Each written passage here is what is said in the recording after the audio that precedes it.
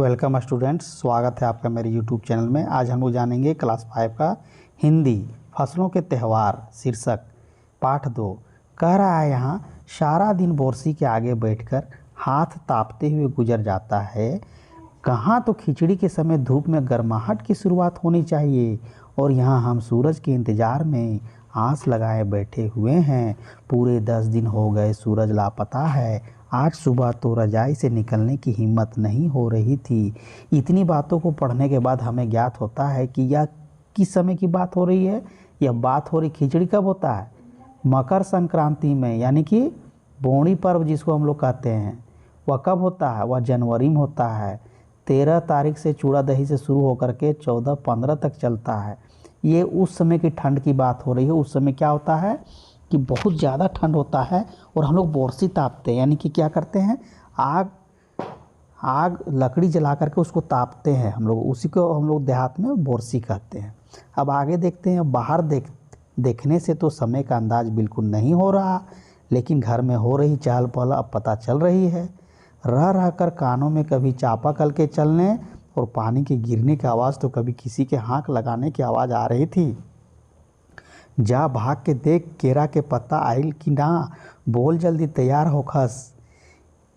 यहाँ जो बातें हो रही हैं, यहाँ लोग जो है जल्दी जल्दी तैयारी कर रहा है त्यौहार को लेकर के। सब तैयारी कर रहा है। केरा का पत्ता यानी केला का पत्ता आया कि नहीं आया, लोग आए कि नहीं आए, और लोग सो करके उठे हैं कि नहीं उठे, उनको उठाया जा रहा है, उनको बुलाया जा रहा है। आज ई लोग के उठे के नेखे का, अब तो उठने में ही भलाई है। यह कहाँ की भाषा है? यह भोजपुरी भाषा है या बिहार की भाषा है? नहा धोकर हम सभी एक कमरे में इकट्ठा हुए। दादा और चाचा ने क्या सफ़ेद चकाचक मांड लगी धोती और कुर्ता पहना हुआ है। खिचड़ी में ऐसन ठाठ हम पहले कबो ना देखनी। सारा देह कनकना देता। कनकना देता का मतलब क्या? ठंड लग रही है। कनकनी कब होता है? यानी कि ठंड लग रहा है। पापा ने कहा कि शायद आज धोती में उन्हें ठंड कुछ ज़्यादा लग रही है। सामने मचिया पर खादी की सफ़ेद साड़ी पहने हुए दादी बैठी थी। आज दादी ने अपने बाल धोए हैं। झक सफ़ेद सेमल की रुई जैसी हल्के फुल्के बाल, गौर से देखने पर भी एक काला बाल नज़र नहीं आता। दादी अब बूढ़ी हो गई है, उनके बाल पक गए हैं, इसीलिए उनके बाल कैसे हैं? सफ़ेद हैं और चमचमाती कैसी है? रुई जैसी है। सेमल की रुई, सेमल यानी सीमर जो होता है, सीमर का जो पेड़ होता है उसका रुई जो होता है बिल्कुल सफ़ेद होता है। उसके जैसा बाल हो गया है दादी का। और बच्चे लोग मजाक कर रहे हैं कि एक भी काला बाल नज़र नहीं आ रहा है। उनके सामने केले के कुछ पत्ते कतार में रखे हैं, जिस पर तिल, मीठा गुड़, चावल आदि के छोटे छोटे ढेर पड़े हुए हैं। हमें बारी बारी से उन सभी चीज़ों को छूने और प्रणाम करने के लिए कहा गया। जब सब ने ऐसा कर लिया तो उन सभी चीज़ों को एक जगह इकट्ठा करके दान दे दिया गया। क्या किया गया कि तिल, मीठा गुड़, चावल आदि को उसको छू करके प्रणाम किया गया और उसको फिर दान दे दिया गया। आज तो अपी दीदिया बुरी फंसी। उन्हें ना तो चूड़ा दही पसंद है और ना ही खिचड़ी, पर आज तो फरमाइशी नाश्ता नहीं चलेगा, उन्हें दोनों ही चीज़ें खानी पड़ेगी। आज खिचड़ी जो है, खिचड़ी सबसे अच्छा भोजन है। खिचड़ी हमें बराबर खाना चाहिए। ज़्यादातर आज भी भारत के प्रत्येक हिस्से में शनिवार को खिचड़ी का प्रयोग किया जाता है। खिचड़ी खाने के बाद सभी ने गया से आए तिल, गुड़ और चीनी के तिलकुट को बड़े चाव से खाया। खाते खाते मैं सोच रही थी कितनी अलग है यह खिचड़ी जो अभी हम मना रहे हैं। स्कूल में हम जो खिचड़ी मनाते थे उसमें अलग ही मस्ती हुआ करती थी। छुट्टी का दिन, नाव में बैठकर गंगा नदी की सैर और फिर टापू पर बालू में दौड़ते हुए पतंग उड़ाना या उड़ाने की कोशिश करना, कितना मज़ा आता था। इधर हम पतंग उड़ाते थे और थोड़ी दूर गुरुजी, बिमला, दिद्दा, आनंद जी, झिलमिट भैया सब मिलकर ईंट से बने चूल्हे पर बड़े बड़े कड़ाहों में खिचड़ी बनाते थे। हम भी बीच बीच में अपनी पतंगों को सुस्ताने का मौका देते हुए मटर और प्याज छीलने बैठ जाते। वैसे खिचड़ी फिर दोबारा खाने को नहीं मिली। वाकई ढंग कैसा भी हो पर ये खुशियों का त्यौहार है। बोनी क्या है? खुशियों का त्यौहार है। इसे मकर संक्रांति भी हम लोग कहते हैं। यह जनवरी माह के मध्य में भारत के लगभग सभी प्रांतों में फसलों से जुड़ा कोई ना कोई त्यौहार मनाया जाता है। कोई फसलों का त्यौहार हो जाने पर खुशी बांटता है तो कुछ लोग इस उम्मीद में खुश होते हैं कि अब पाला कम होगा, सूरज की गर्मी बढ़ने से खेतों में खड़ी फसल तेजी से बढ़ेगी। सभी प्रांतों और इलाकों का अपना रंग और अपना ढंग नजर आता है। इस दिन सब लोग अच्छी पैदावार की उम्मीद और फसलों के घर में आने की खुशी का इजहार करते हैं।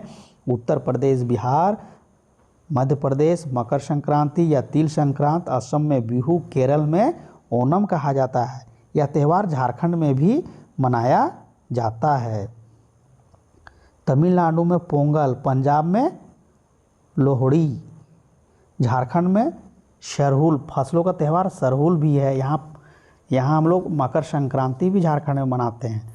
गुजरात में पतंग का पर्व, सभी खेती और फसलों से जुड़े त्यौहार हैं। इन्हें जनवरी से मध्य अप्रैल तक अलग अलग समय में मनाया जाता है।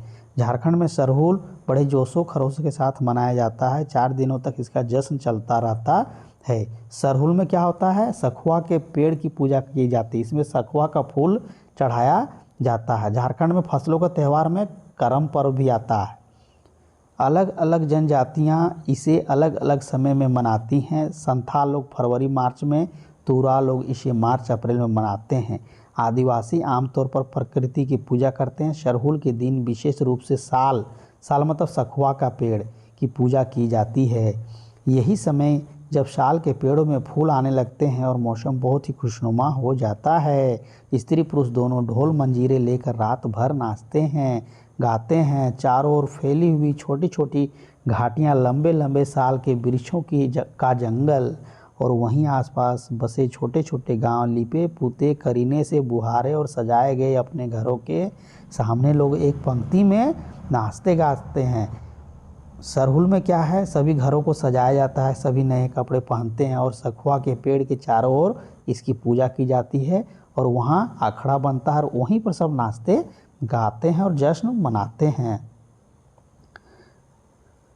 कमर में बाहें डालकर नृत्य करते हैं। अगले दिन वे नृत्य करते हुए घर घर जाते हैं और फूलों के पौधे लगाते हैं। घर घर से चंदा मांगने की भी प्रथा है, पर चंदे में मालूम है क्या मांगते हैं? मुर्गा, चावल और मिश्री। फिर चलता है खाने पीने और खेलों का दौर। तीसरे दिन जाकर पूजा होती है, जिसके बाद लोग अपने कानों में सरे का फूल पहनते हैं। इसी दिन से वसंत ऋतु की शुरुआत मानी जाती है। धान की भी पूजा होती है। पूजा किया हुआ आशीर्वादी धान अगली फसल में बोया जाता है। तमिलनाडु में मकर संक्रांति या फसलों से जुड़ा त्यौहार पोंगल के रूप में मनाया जाता है। तमिलनाडु में यही जिस त्यौहार को मकर संक्रांति हम लोग कहते हैं, तमिलनाडु में इसी को पोंगल कहते हैं। इस दिन खरीफ की फसलें चावल, अरहर, मसूर आदि कटकर घरों में पहुंचती है। लोग नए धान कूटकर चावल निकालते हैं। हर घर में मिट्टी का नया मटका लाया जाता है, जिसमें नए चावल, दूध और गुड़ डालकर उसे पकाने के लिए धूप में रख देते हैं। हल्दी शुभ मानी जाती है, इसलिए साबुत हल्दी को मटके के मुंह के चारों ओर बांध देते हैं। यह मटका दिन में 10:30-12 बजे तक धूप में रखा जाता है। जैसे ही दूध में उफान आता है और दूध चावल मटके से बाहर गिरने लगते हैं तो पोंगल पोंगल पोंगला पोंगल, खिचड़ी में उफान आ गया के स्वर सुनाई देते हैं। दूसरी ओर गुजरात में पतंगों के बिना तो मकर संक्रांति का जश्न अधूरा ही माना जाएगा। इस दिन आसमान की ओर यदि नज़र उठाएं तो शायद हर आकार और रंग रूप के पतंगे आकाश में लहराती हुई मिलें। प्रत्येक गुजराती, चाहे वह किसी भी धर्म, जाति या आयु का हो, पतंग उड़ाता है। हजारों लाखों पतंगों से सूर्य भी ढकसा जाता है। यानी पतंग हम लोग जनवरी में क्या पतंग भी उड़ाते हैं, पतंगबाजी भी होता है, बहुत खुशी महसूस होता है। हम लोग पतंग उड़ाते हैं और त्यौहार मनाते हैं। फिर आगे कह रहा है,